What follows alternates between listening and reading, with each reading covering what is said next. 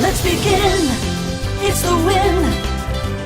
Listen, laugh, and learn and understand. Hope, believe that you can. It's the Women's Information Network.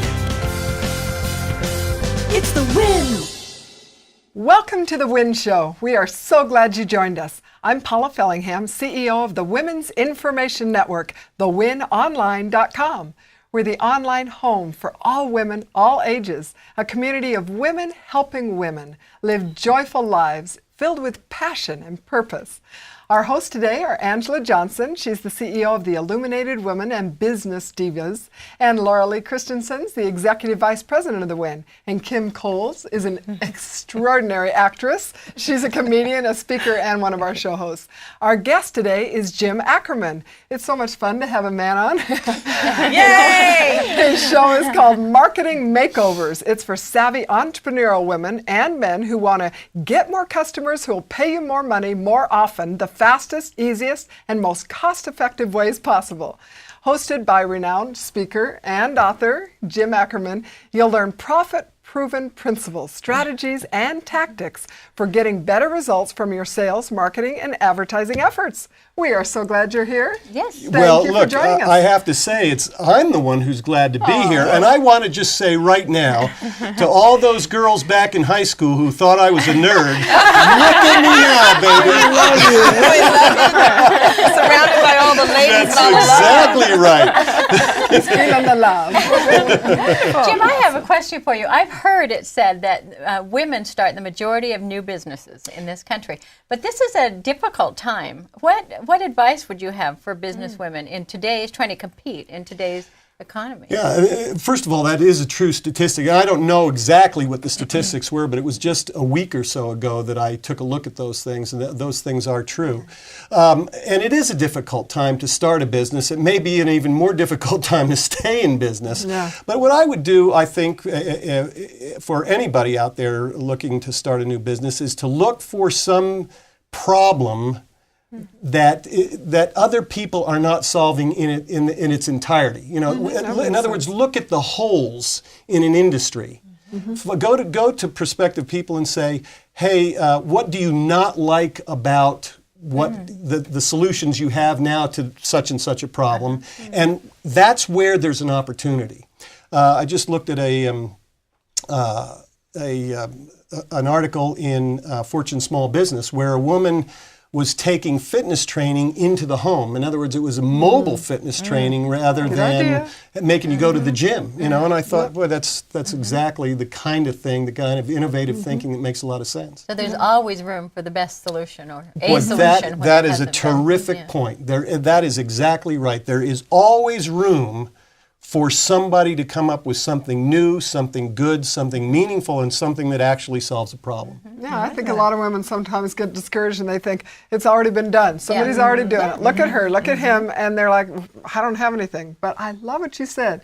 Look for solutions to solve in a different way. Yeah, exactly. So then we look for solutions to solve in a different way, and then we market. And I think there's a statistic that says that half of marketing works and half doesn't work. How do we know which half does? And how do we make the half that works work? Well, you know, it's kind of a popular old saying. I don't know that there's any statistic, and in fact, if I were to bet, I would say far less than half of all marketing actually does work. Most of it doesn't work at all, and there's a reason for that. And the reason is that people sit in kind of an ivory tower and they say, well, I think my customers want this, and I think they'll pay this much for it, and they'll respond to this kind of an ad. Well, I think that's really not very bright, really. They ought to be asking their customers, what kind of product do you want? How much are you willing to pay for it? And what kind of ad would you respond to? And so what I teach my clients, and I work exclusively on a direct response basis, which means everything is measured. Okay, and so we always do things on an A-B split basis. We don't do one ad, we do two ads. Okay. And we send them out there at the same time to the same list or approximately the same list, and then we measure the results, and one will always outpull the other by some amount. And then you know. And that's exactly right. So testing and tracking is the key to genetically engineering your marketing for ever-increasing success. So you're doing your own research, essentially. As you go, by and it's the best kind of research because you're not asking people for their opinions, you're asking them to get out their checkbook. It's a big difference. You're asking them what they want and then making them pay for it. Not making them. Pay more gently, more often. Basically saying, we're asking them what they want, then we give it to them, That's and what they I meant to happily say. pay for it. Yeah. So what advantages do women have in the marketplace? Well, the biggest advantage is that they're women. And my point here is this. I think, and I've been married for 34 years, almost 35 congratulations. years. And women, first of all, most buying decisions are made by women, number one. And I'm guessing, because I've never been on your side of the skirt, so to speak, but I'm guessing that women know women better than men know women. You got it. Given my history, that has to be true.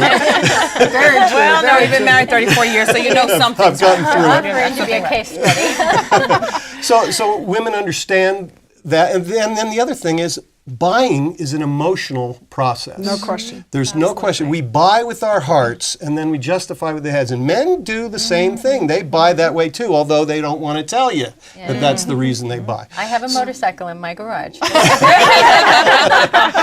know that was the process. So my point is that women are in a unique position, have a greater insight and understanding in the marketplace, and I think that gives them a tremendous advantage.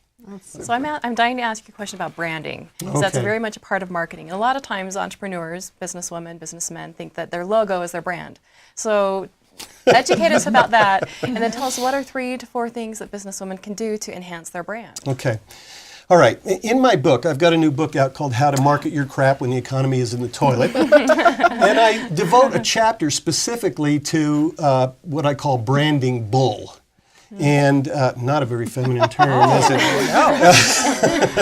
But the idea is this, and I think this is one of the reasons why we've got a recessionary problem right now. We've spent the last 30 years in an economy that was easy by comparison. It has been a growth economy for actually closer to 40 years, and it's been falling off a log easy, relatively speaking, to start and grow a business. And during that period of time, we've all got excited about this concept of branding, brought about primarily by the advertising agencies who really want to do stuff that is very clever, cute, funny, but doesn't necessarily sell. And so branding has become an excuse for that. Do you want to have a great brand? You want me to tell you a wonderful tip on how to have a great brand? Yes. Please do, we're listening. Have tons and tons of happy buying customers. Well, all right. I Now, think I can do that. Good. Here's the point. Your brand is not your logo. It is not your look, although these things can contribute to the brand because the brand itself is the experience that the customer has with your product or your service or your company.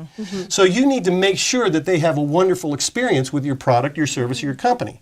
Difficult to do if they don't buy.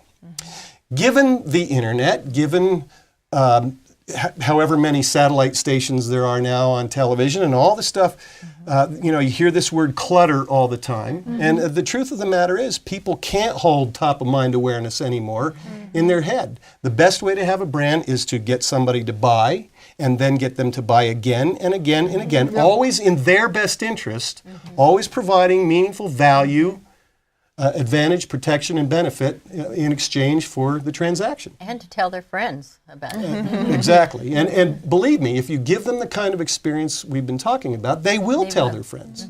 I love it. Hasn't this time gone I know, it's fast? such good information. I'm going to hold the book up again before you go to the end. And his show is Marketing Makeovers. Jim Ackerman, thank you so much for being with us. And there's so much more that you have to give, I know. And Well, I'm we excited welcome about the win, and I'm excited about doing some programs for them. Thank you. All Thank right. you. We're so glad Good you're part of information. us. Yes, we've loved being with you, and we invite you to go to thewinonline.com where you're going to get solutions, share your good ideas, and really connect with women worldwide. Have a wonderful day, and choose to live joyfully with passion and purpose. It's the Women's Information Network. It's the win.